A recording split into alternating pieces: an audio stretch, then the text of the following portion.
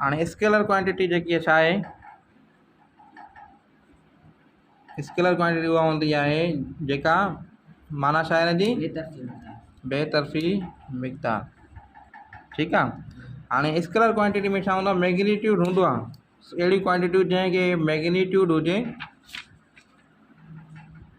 ठीकु आहे। ऐं उन खां पोइ जेको आहे सो उनखे डायरेक्शन न हुजे, पर्टिकुलर डायरेक्शन न हुजे, त उहे जेको आहे सो छा आहिनि स्केलर क्वांटिटी आहिनि। सच एज़ जीअं एग्ज़ाम्पल कल्ह तव्हांखे मां ॿुधायो टेम्परेचर आहे,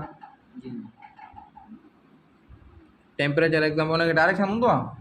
मिसाल तौर ते टेम्परेचर घणो आहे, 37 डिग्री आहे, त माना हुन में डायरेक्शन न आहे। या मास आहे, मास तव्हां कंहिंखे काथे ख़रीद कंदा आहियो, खंडु वग़ैरह ख़रीद कंदा आहियो, छा कंदा आहियो हुनखे, छा ॿुधाईंदा आहियो, मैग्नीट्यूड ॿुधाईंदा आहियो। 5 किलो खंडु खपे, 8 किलो खंडु खपे।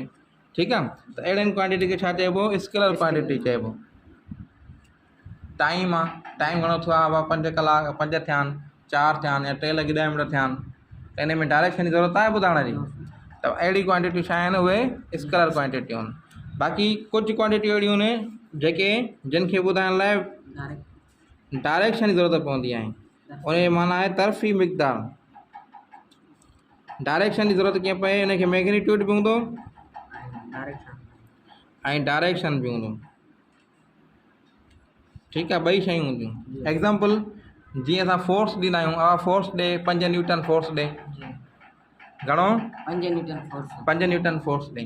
हाणे फोर्स त ॾिनो कहिड़े तरफ़, हेठि ॾियणो आहे, मथे ॾियणो आहे, अॻिते ॾियणो आहे, पोइते ॾियणो आहे, डायरेक्शन ख़बर न पवंदी त असांखे सही तरीक़े सां अॻिते इंफॉर्मेशन न वेंदी। या ॿियो जेको आहे सो तरीक़ो आहे एक्सीलरेशन, उनखे डायरेक्शन जी ज़रूरत पवंदी आहे। वेलोसिटी, उनखे डायरेक्शन जी ज़रूरत पवंदी आहे। डिस्प्लेसमेंट, डायरेक्शन जी ज़रूरत पवंदी आहे। त इहे एग्ज़ाम्पल्स जेके तव्हांजा आहिनि वेक्टर जा एग्ज़ाम्पल आहिनि। अॼु तव्हांजी डिटेल पूरी हिन किताब में लिखियलु आहे, तव्हां रिव्यू करे ईंदो। स्केलर क्वांटिटी हे डेफिनेशन लिखियलु अथव। ठीकु आहे। ऐं वेक्टर क्वांटिटी हे डेफिनेशन लिखियलु आहे।